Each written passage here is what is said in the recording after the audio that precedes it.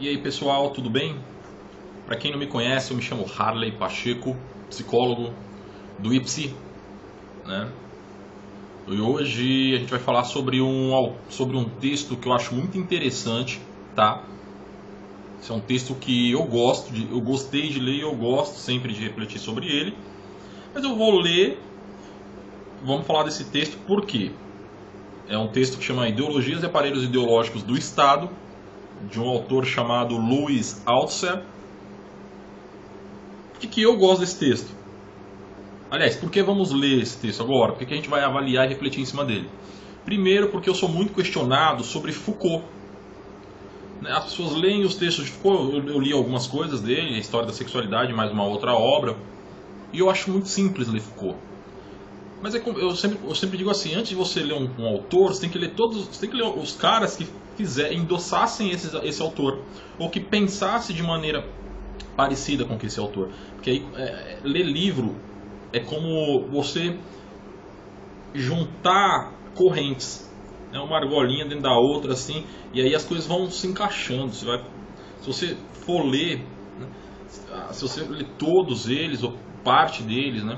Você vai ver que vai ficar mais fácil. Então, se você ler a escola de Frankfurt, né? Escola austríaca aí da teoria crítica, você vai conseguir entender Foucault e todos os outros da teoria crítica, porque um fundamenta o outro, ou os textos se correlacionam, né? E torna muito mais fácil. As pessoas me questionam muito sobre Foucault, então eu fiz um vídeo desse sobre Foucault. Só que o interessante seria que eu tivesse falado antes de falar de Foucault, ter falado de Althusser. Mas o vídeo ia ficar muito longo, então eu resolvi separar. Tá? Inclusive cometi essa gafe de falar primeiro sobre Foucault, mas para você que está vendo esse vídeo, eu recomendo, se você eventualmente for ver o vídeo que a gente fala de Foucault, ler um texto de Foucault, primeiro assista esse vídeo, de preferência, né, até para não compactuar com a pseudocultura, leia esse texto. Dá para aproveitar e mandar um abraço aqui para o professor Tiago Lopes de Oliveira, professor lá da São Marcos, foi o professor que me deu aula, o cara é fantástico, fez o doutorado dele em teoria crítica lá pela PUC, o cara é bala. Salve aí, professor. Faz o quê? Uns 3, 4 anos que a gente não se vê, né? Mas é isso aí. O segundo motivo que me faz, que me faz estar aqui conversando com você e refletindo com você, entrando num processo de reflexão sobre esse texto, é o momento político que o Brasil vem vivendo. Hoje foi o dia que foi um marco, né? Ontem foi um marco para a sociedade brasileira e hoje um outro marco histórico, né? Porque ontem foi a votação durante a madrugada da aprovação do impeachment no Senado, não foi no Senado, a segunda etapa, né? A primeira foi na Câmara, a segunda e hoje pela manhã a Dilma caiu de vez, os 180 dias afastado, e o Michel Temer ele assumiu, né? O presidente em exercício, né? E os textos, e o que eu vou falar agora é algo que está totalmente correlacionado com os dois. Primeiro, para quem não sabe, a Dilma ela é uma governante de esquerda, orientação esquerdista. Embora não pareça, o Temer também é. Se você for ver o histórico do cara, o cara veio da PUC, direito, né, se formou num tempo aí em que se fomentava bastante as orientações esquerdistas. Inclusive a PUC é um centro de formadores de pessoas críticas, né? Principalmente nas áreas mais das humanas, tal. Mas enfim, esse é o outro motivo que me faz falar sobre Louis Althusser. Recomendo aí que vocês leiam o texto original, tá? Nessa obra, o que chama Ideologia e Aparelhos Ideológicos do Estado, o Althusser começa falando o seguinte: ele afirma que para um meio de produção funcionar, para esse meio de produção dar certo, a gente tem que copiar o modo de produzir. Vou dar um exemplo. Você faz um carro, beleza? Você faz um carro, aí o carro funciona, legal, show de bola. O que a gente faz depois? O que as empresas de carro automobilísticas fazem depois? Elas copiam esse carro, né, em centenas de unidades, né, milhares de unidades em alguns casos, quando os carros mais populares. E isso se aplica também na sociedade, essa mesma lógica, né? Porque a gente vive numa sociedade alienada, certo? onde as relações são líquidas, onde as pessoas são desprovidas de conhecimento, até porque a sociedade não oferece isso. Mas para que as coisas continuem do jeito que são, boas para uma minoria e ruins para a maioria das pessoas,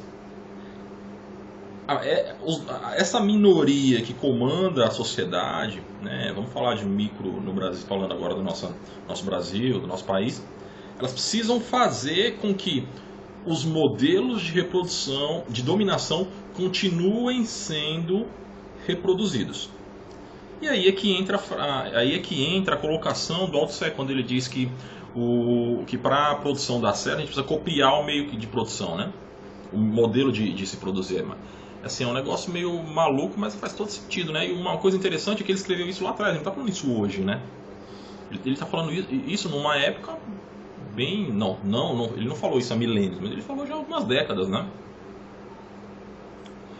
Produção são processos que se relacionam e que dão força para o sistema social. Ou seja, foi o que a gente estava falando. Para um sistema sobreviver, o sistema social sobreviver, ele precisa reproduzir as versões anteriores dele mesmo. Para ele existir no modelo em que ele está agora, né? Se você parar para avaliar, não mudou muita coisa não. Não mudou desde a época de Marx, desde a época de Engels. É a mesma coisa, né? A tecnologia evoluiu, as pessoas, o conhecimento se ampliou sobre algumas disciplinas, mais ou menos, né? Mas as coisas continuam do mesmo jeito. Existem pessoas que são exploradas e pessoas que exploram.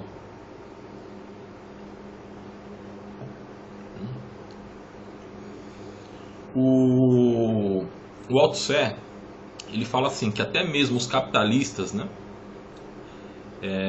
em nível nacional e mundial, eles entenderam que o que se muda é a matéria-prima do que é produzido, mas não o modelo. Bem, porra, a gente está tendo aula de comércio, de economia, de engenharia da produção ou de teoria crítica? Vamos lá. Quando a gente fala que o que muda é a matéria-prima, mas não o modelo de produção, a gente está dizendo assim: em vez de bater na pessoa para ela não fazer alguma coisa, vamos tirar a legitimidade dessa alguma coisa, tá? Vamos tirar a legitimidade. Por que eu estou falando isso? Mais para frente vocês vão entender. A gente tem uma música do Cazuza, eu não lembro o nome, eu não estou conseguindo lembrar nesse momento. Lembrei. Eu não lembro o nome, né? Mas ele fala assim: ideologia, eu quero uma pra viver. Ó, eu não sou cantor, então espero que você não avalie como eu estou cantando, né? Mas ele fala: ideologia, eu quero uma pra viver, né? Eu sinceramente não sei o que o Cazuza quis dizer com isso. Posso conjecturar. Até porque ele não era um cara analfabeto, ele era um cara culto, que lia bastante. Certeza que ele sabia sobre o que a gente está refletindo agora. Desculpa, eu tô com fome fisiológica. Maneira de esconder o que tem dentro do copo de alumínio, tá? É a dica. Você sabe que não é bom você tirar foto na balada, em lugar nenhum, com álcool, né, na mão. Você toma sempre copinhos que não deixam você ver o que está dentro, né? Mas vamos lá. A palavra ideologia é o que dá nome, dá o título ao texto, né? Então, obviamente, o texto vai falar sobre isso. O Cazuza fala na canção, né? O cantor fala na canção: ideologia, eu quero uma pra viver. Não sei se você assistiu o filme Matrix, mas se você não assistiu, eu sugiro que você assista. Depois que você assistir o filme, você volta aqui para o nosso vídeo e assiste de novo. Se você não leu o livro Alice no País das Maravilhas, sugiro que você leia. Uma obra infantil, mais ou menos. Ele tem um cunho filosófico muito grande, muito penetrante e profundo, tá? Alice no País das Maravilhas. Mas vamos voltar ao assunto. Eu falei que o que muda a matéria-prima, né? Ou seja, mudam-se as coisas, mas não muda o modelo. Qual que é o modelo de dominação? Tá?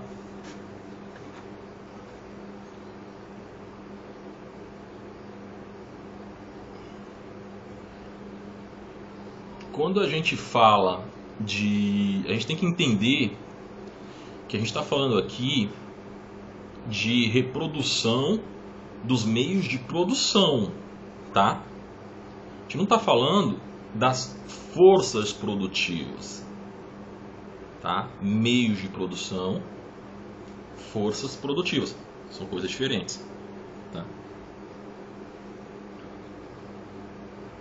A reprodução da força, vamos lá. A força de trabalho, ela não é determinada pela necessidade biológica, apenas pelas necessidades históricas. Como assim? O que o Althusser está falando aqui é que a gente não produz as coisas que a gente precisa, porque somos seres humanos. A gente produz o que é taxado para que a gente precise. A propaganda, a publicidade, ela atua muito fortemente nisso aí, gerando nos fazendo pensar que a gente precisa de coisas que realmente a gente não precisa. Então a gente acaba que é uma linkadazinha com o consumismo, né? A gente acaba que o que determina a produção, a força de trabalho, não é a necessidade biológica do ser humano, mas as necessidades históricas. O que historicamente a gente precisa? Homem, o que um garoto de 19 anos quer, que ele sabe que funciona, que ele já foi dito para ele que funciona, para pegar a mulher na balada? Grana, carro, roupas legais, todo um estereótipo que já foi previamente desenhado, né? E aí a partir disso, ele... Acho que você já entendeu o que eu quis dizer, né? Se não entendeu, me manda um inbox aí que eu tento explicar de novo.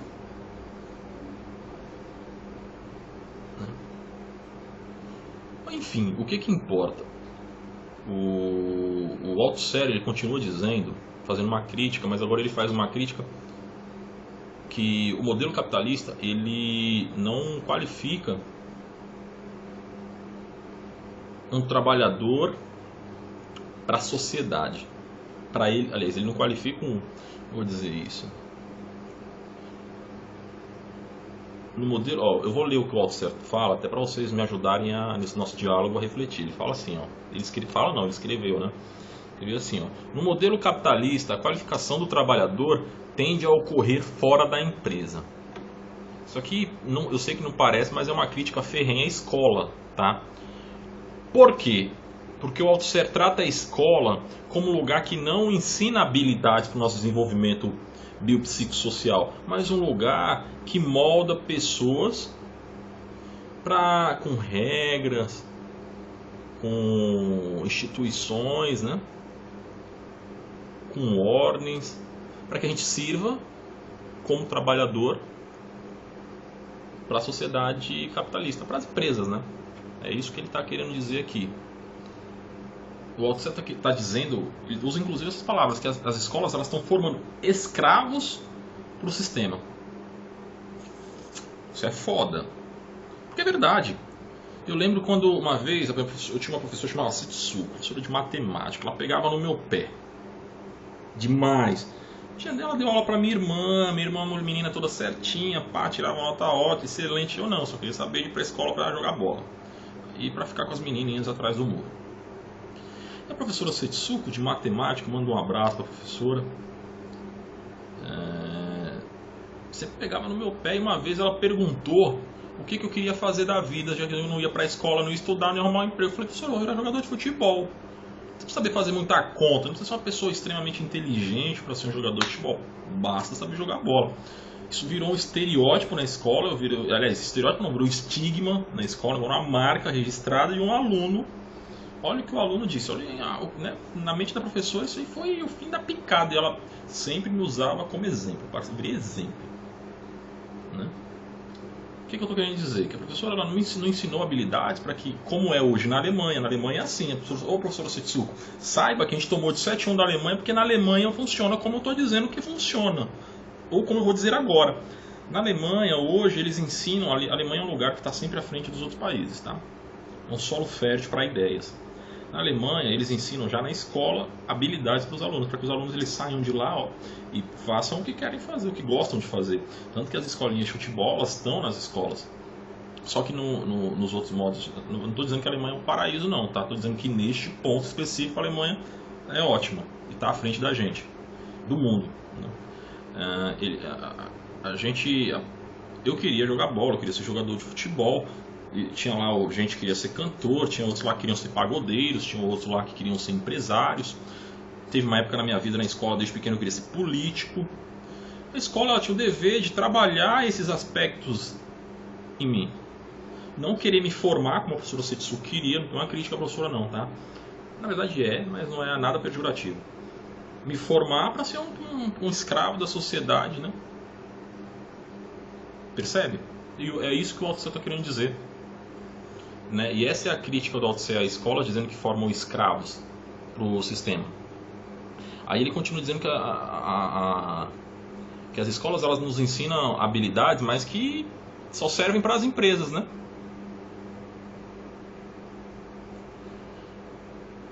E aí é que tá. Para quem serve essas habilidades que a gente aprende? Para a minoria que a gente serve. E o Lao Tse chama isso de ideologia.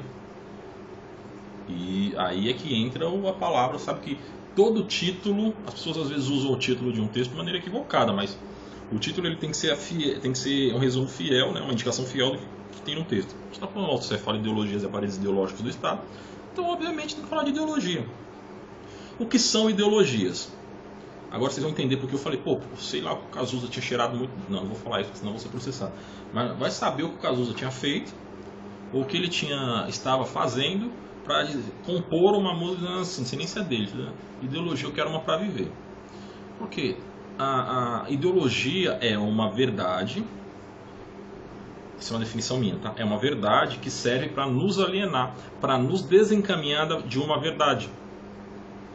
É uma verdade que nos tira, que serve para nos desencaminhar de uma verdade verdadeira.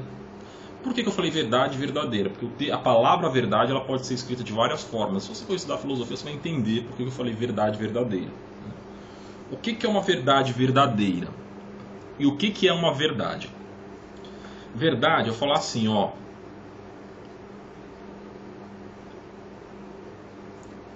Todos os viados, né, vou falar viado, não vou falar viado, porque senão vão achar que eu estou usando o termo pejorativo. Todos os homossexuais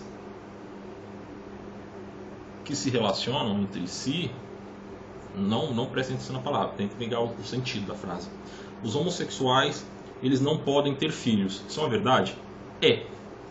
Duas lésbicas não podem ter filhos, naturalmente, né? Aliás, naturalmente não, biologicamente. Naturalmente é um termo que se aplica diferente na filosofia e na psicologia, com outro sentido. Dois homossexuais gays, né? Eles podem ter filhos? Não. Isso é uma verdade, né? Mas pode ser uma ideologia. Por quê? Porque ideologias são verdades, tá? Que nos encaminham, nos tiram do trilho de uma verdade verdadeira. Ou seja, dentro dessas frases escondem coisas, existem lacunas que servem para nos deixar com arreios, né? Sacou? Ideologia. É isso. É uma ideologia eu achar que a escola me ensina a ser um bom cidadão? É. A escola não necessariamente serve para isso, né? É uma ideologia achar que as faculdades são boas ou que elas nos ensinam o que a gente precisa aprender? É. Então quando o Cazuza fala para vir e fala assim na canção, porra, ideologia, eu quero uma para viver, né? uma mentira. Eu quero uma pra viver. Pô, o cara tá dizendo que prefere. Não sei, eu não entendi. Não entendi. Tirar a Dilma do poder é uma ideologia? É. Não sei. Preciso refletir mais sobre isso. Tá, beleza, Harley. O que mais são ideologias? Na Matrix, o filme Matrix, resumidamente, né? Primeiro que o filme Matrix ele foi baseado no livro infantil Alice nos Países das Maravilhas. Ponto. Uma discussão, o filme Matrix e o livro são uma discussão filosófica gigantesca. O que acontece? O Matrix é assim, tem o Neo, que é o personagem central, que ele vive numa sociedade perfeita como a nossa, tá? Show de bola, pá, gol, na Alemanha. Só que do nada ele acorda, ele descobre que existe um mundo verdadeiro da qual ele não conhece e que tudo que a gente vive é uma ilusão, tá? Por trás disso aqui tem uma realidade, mas essa ilusão serve para aliená-lo, tá? E para que ele sirva de mão de obra barata para as máquinas. É isso que acontece no Matrix de maneira bem resumida. E o Neo ele pode escolher se ele quer viver nesse mundo onde ele é feliz, né? Porque ele tem um empreguinho dele de merda, mas que ele recebe o suficiente. Vai descolar uma mina para ele dar uma transada aqui e ali, pá. Só que não é verdade, isso não é realidade. Ele pode escolher a pílula vermelha ou a pílula azul. Ou ele pode viver no mundo real, que é uma merda, que não tem nada. Esse cara vive numa nave, porque tudo foi destruído na guerra dos seres humanos com as máquinas, né? E, ó, perceba. O mundo fictício que o Neo vive antes desse contato com outro mundo é uma ideologia. É um mundo ideológico. Percebam. Percebam. Alice no País das Maravilhas é a mesma coisa. Ela está no mundo, mas que ela tá, não, aí ela vai para outro lugar que não é real, né? Ou que é real, enfim. Aí o que acontece? Espero que já tenha ficado claro para vocês o que é uma ideologia, né? Espero que tenha ficado claro. Um outro exemplo de ideologia: dizem os pensadores que a religião é uma ideologia, né? Eu sinceramente não sei se eu vivo no mundo real, né? Não sei. De repente eu tô dormindo. A gente não sabe se o sonho é o mundo real, se o que a gente vive é o mundo real. Não dá para saber. A gente não consegue saber qual que é o mundo ideológico. A ciência ainda não consegue descobrir isso, né? E esse é o grande estudo da filosofia. É o grande desafio da filosofia. Todo mundo acha que o filósofo só pensa, o filósofo só isso, aquilo. Não. Qual que é o objetivo do filósofo? Descobrir a verdade sobre tudo. Só que a verdade principal da filosofia é descobrir isso. Se a gente vive no mundo real ou não, tá? Se a gente está aqui agora, ou se a gente está no mundo de mal, se tem gente sendo controlada, se a gente está sendo controlado por alguém, e etc. Mas enfim, para voltar ao assunto, o Althusser, ele estava falando, antes da gente entrar e explicar o que é ideologia, ele até para poder falar sobre o Althusser, ele estava criticando a escola. E aí ele tem uma frase no texto dele que é assim, ó: a escola nos ensina habilidades, mas nos limita a ideologia da classe dominante. Logo, é perceptível que na força de trabalho revela-se não apenas a reprodução, mas também a submissão ideológica. O que é isso? Embora a frase eu acho que tenha sido clara, eu vou tentar dizer que a gente vive sobre a ideologia da classe dominante. Por quê? Porque a gente acha que para ser feliz eu preciso ter o carrão, preciso namorar modelo de olhos azuis, magrinha e gostosa, preciso estudar na melhor faculdade do planeta, né? Isso é realidade de televisão, velho. Isso é realidade de filme norte-americano. Você não precisa disso para ser feliz. Existem exceções, existem pessoas que vivem na lavoura, que são simples. Tem gente que... Um dia desse eu assisti uma reportagem de um cara que largou toda a vida na cidade grande. Ele trabalha no investidor da bolsa, trabalhava na bolsa como day trade, né? Largou tudo e foi para o interior. Começou a comer o que ele mesmo plantava. Quando ele precisava de alguma coisa, ele plantava, colhia, vendia ou trocava. Mas, por que eu estou dizendo isso? Porque a ideologia da classe dominante, ela impetra em nós, né?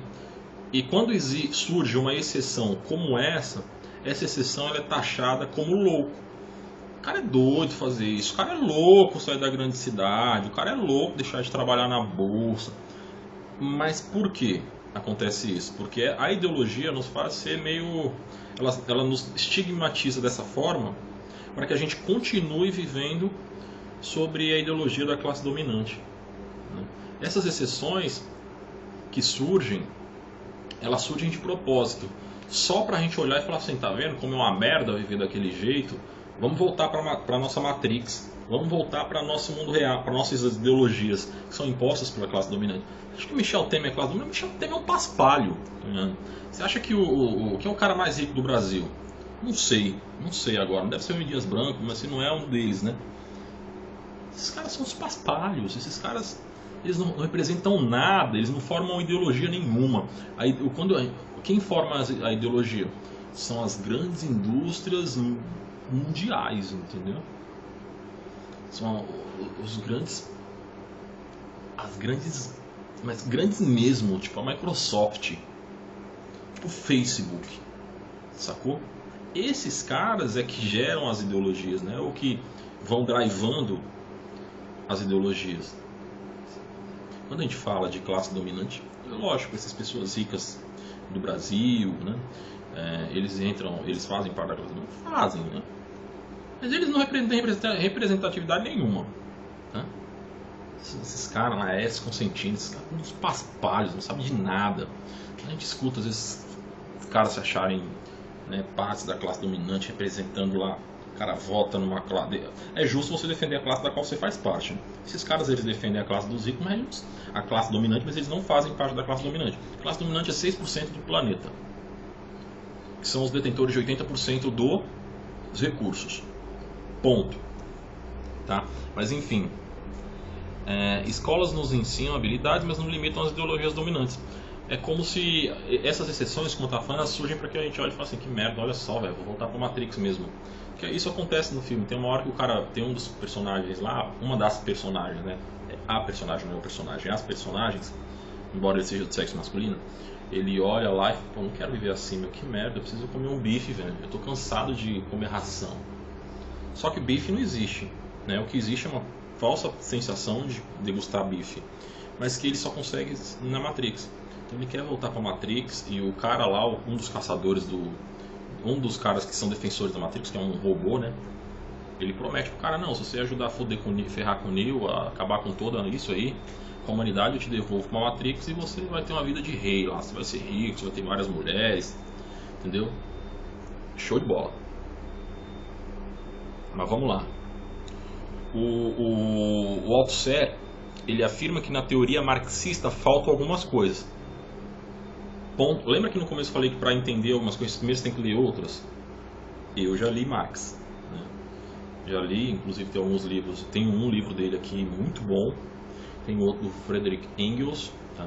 Para você entender, pra você saber do que a gente está falando, você tem que ler Marx antes, tá? Lembra que eu te falei que é um encadeando o outro, que as coisas vão se encaixando e vão ficando claro, tá? E isso eu fui aprender quando eu fui estudar lá no antro da psicanálise, no antro da teoria crítica, né? Quem não sabe, eu sou um behaviorista, né, comportamentalista, e não falo do que escuto nem defendo o que não conheço, tá? E eu lembro que eu vim de uma formação antes de chegar na São Marcos, behaviorista e tal, mas eu falei assim, porra, eu quero estudar, para criticar a psicanálise, preciso conhecer. Então eu fui para onde, igual Marx foi estudar lá, Marx ele foi para Inglaterra porque lá era o berço do capitalismo. Se fosse hoje ele provavelmente iria para Tóquio ou para os Estados Unidos, né? Mas enfim, isso não importa. Eu tô falando isso, mas isso não importa. Mas aí eu falei isso para poder dizer assim, ó, eu aprendi graças ao professor Tiago, que fez essa, né? E aí eu consegui entender mais sobre teoria crítica. Na teoria marxista, o Marx fala do aparelho do Estado. O que é aparelho de Estado? É o aparelho de repressão. O que é o aparelho de repressão do Estado? Polícia, exército, milícias, né? Na época da ditadura, que não houve no Brasil, porque o que houve no Brasil foi uma intervenção militar. Quem não sabe, sou ex-oficial do exército, olha meu diploma na parede, né, meu certificado, oficial da reserva do exército. Aqui tem uma foto tô no exército, aqui tem outra, aqui eu estou num acampamento, aqui eu estou saltando de helicóptero, aqui também estou saltando de helicóptero, mas enfim, por que eu estou falando isso? Né? Justamente porque para dizer que no Brasil não houve ditadura, o que houve foi uma intervenção militar. Uma ditadura tem na Coreia do Norte, onde é passado de pai para filho, né? Tem lá na Síria, onde o Bashar al-Assad, né, é o governante, onde o Brasil teve intervenção militar. Até porque teve vários governantes que não eram da mesma família, mas enfim, isso também não importa. E na teoria marxista ele fala de aparelhos de repressão do Estado. E esses aparelhos de repressão são físicos. O Althusser ele fala assim, não. Realmente existe o aparelho de repressão do Estado, mas que usa violência. Mas existe também o aparelho de repressão ideológica do Estado. Tá? A diferença entre o aparelho ideológico e o aparelho de repressão, não, o aparelho de repressão do Estado e o aparelho de repressão ideológico do Estado, é que um domina o público, domina com força, e o outro é meio particular, ele domina porque ele individualiza. Como assim? O aparelho do Estado, o aparelho de repressão do Estado, ele fala assim, ser gay é crime, e bate. Tá ligado? Bate geral. Chega a polícia com os cacetetes, pau, pau. O aparelho ideológico não. O aparelho ideológico do Estado ele fala assim, não. Ser gay e ser homossexual não é crime. Ser homossexual... Aí, mas ele começa a criar estigmazinha, piadinha sem graça como existe hoje. O humorista vai fazer uma piada, ele fala dos gays. Não vamos falar vamos usar outros exemplos, né? O aparelho de repressão, ele vai na escola.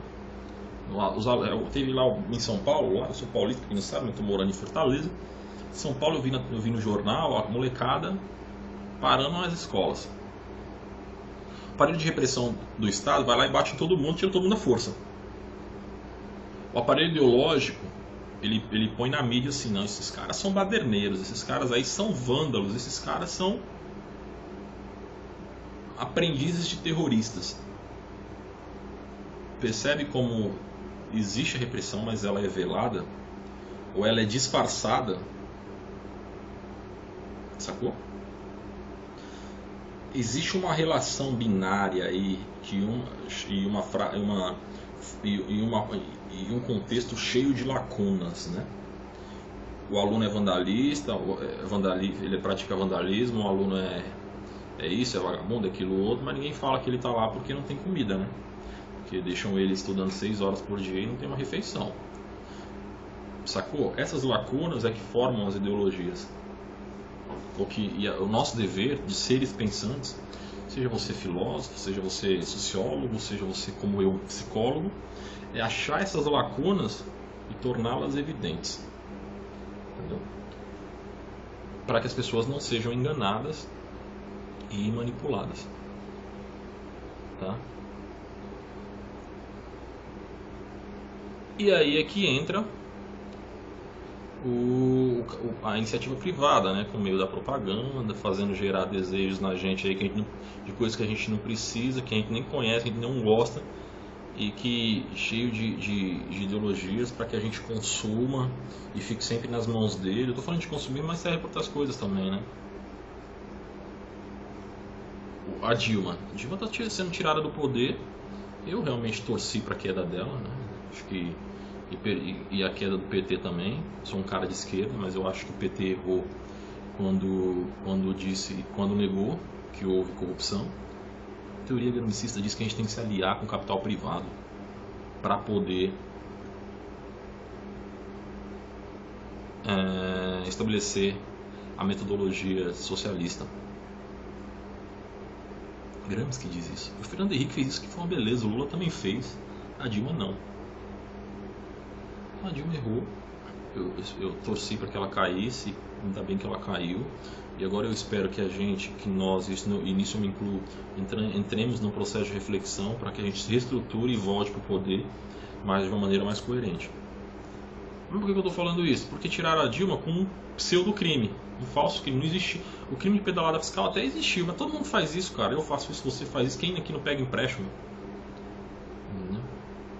Quem? Levanta, taca a primeira pedra aí, eu aperto o primeiro botão, desligando o vídeo aí. Quem nunca atrasou uma conta e pediu empréstimo para pagar essa conta. Né? O que fizeram com a Dilma foi implantar uma ideologia para a sociedade, para que a sociedade cobrasse a derrubada dela. Isso é golpe. Eu não acho que foi golpe. Eu acho que é uma ideologia que foi implantada e que a galera aceitou, que a massa aceitou, a massa de manobra aceitou. Mas que foi golpe não foi, porque a Constituição prevê isso. A Constituição é que foi dirigida para um fim específico. Então essa condução é uma ideologia, mas não é golpe. Né? Enquanto o PT ficar dizendo que isso é golpe, não vai ter força nenhuma, eles não vão conseguir ser estruturados. Enfim, espero que tenha ficado clara aí. A repressão ideológica, a repressão física, ela é física, né? Enquanto a repressão ideológica, ela é velada, ela é combinada. Às vezes até eles combinam as duas repressões, mas ela é uma parada meio que as pessoas não têm consciência, né? A massa não tem consciência. Só a classe dominante. A classe dominante faz aliança entre elas para cada vez mais reprimir a humanidade. E aí você tem as mídias, a TV Globo participando fortemente disso aí. E aí tem uma outra peculiaridade. Nenhuma classe dominante ela consegue se manter como classe dominante sem ter hegemonia. Hegemonia, não vamos confundir as palavras, né? Nos aparelhos ideológicos, né?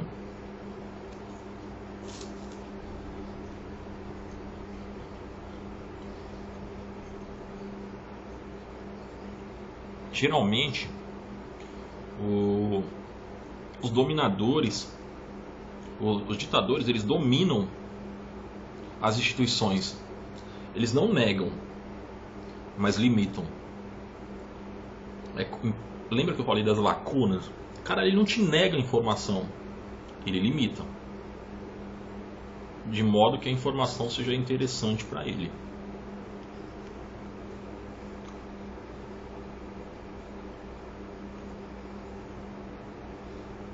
E aí é que o Lao Tse fala, né, ele nos mostra aí com toda segurança que a ideologia jamais mudou, né, que a repressão ideológica ela está mascarada aí sobre os lemas de igualdade, fraternidade, inclusive do atual governo do Brasil. Né?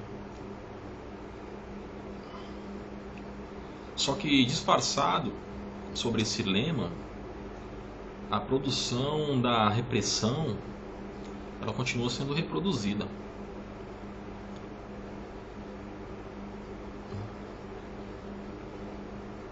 Ela até foi dividida, mas ela continua sendo reproduzida. Eles tiraram aí a carga total que antes era só de um dos órgãos aí especificamente da religião, e foram dividindo aí entre as outras esferas, né? As outras camadas da sociedade.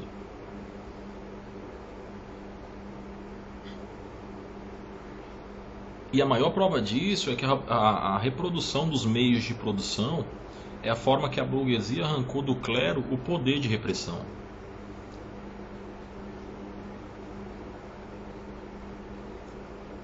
E hoje a gente consegue perceber